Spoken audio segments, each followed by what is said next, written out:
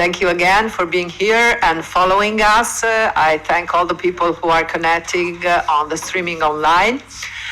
Well, I apologize for the slight issues that we had at the very beginning of the event, but believe me, it was not easy. In the short time that we gave ourselves and in the face of several difficulties to organize this event. However, we succeeded, and for it I would like to thank first all the members of my staff and all of the staffs of my colleagues themselves who are here. All of them worked tirelessly to solve all the problems and arrange everything necessary.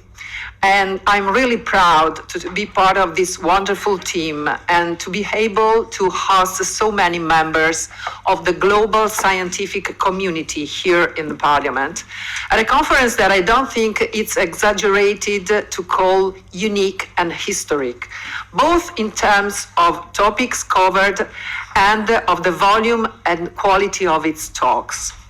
The institutional venue in which this event is being held and the cross-section of political groups that together have worked to host it are further relevant aspects that allow us to call the International COVID Summit 3 an outstanding global event. But as am I a member of the European Parliament, I wanted to take the opportunity immediately to focus on a political point, which is of interest of the European institutions. The European Court of Auditors, in its audit of the management of joint purchases of the so-called COVID vaccines, expressly recommended that the Commission review the contractual clauses that shield the multinational manufacturers from any liability for damages due to adverse effects to inoculated people, once final marketing approval is released. With the period of conditional approval for emergency use having ended, therefore, any alibi for relieving the pharmaceutical companies from all responsibility has lapsed, after they have been profiting hundreds of billions euros from the sale of these drugs, thanks to millions of euros received in public funding for research and development of them. The European Commission must take action on this point, and it must do it now with no further delay. And believe me,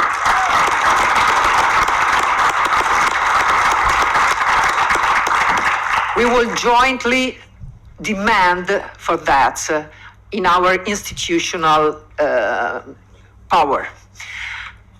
Adverse effects to the COVID vaccines have been reported and recorded worldwide, largely than ever expected, despite just a passive surveillance system having been implemented, which suggests that there are in fact many more adverse effects than the official data show, and with rates of serious harms and deaths never previously recorded for any vaccine. People hit by serious damage have been demanding justice for 2 years now.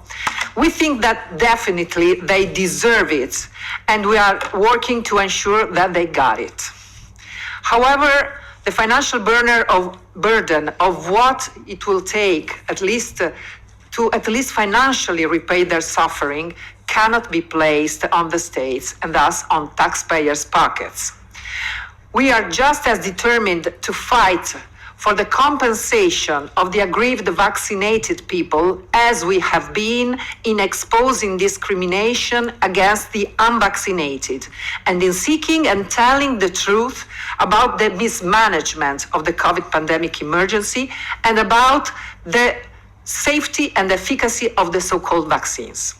This conference will provide the public with additional very important information on these issues, but it will also allow all the scientists gathered here and the physicians who will speak today to get to know each other better and strengthen the network between them. This network works to give people those solutions and answers that governments have denied them, so that they can recover their health when it has been lost or put at risk due to wrong harmful therapies. Finally, I hope that this event will help all the lawyers who defend harmed people in collating scientific documentation in order to support their civil or criminal actions against those responsible for these countless acts of harm.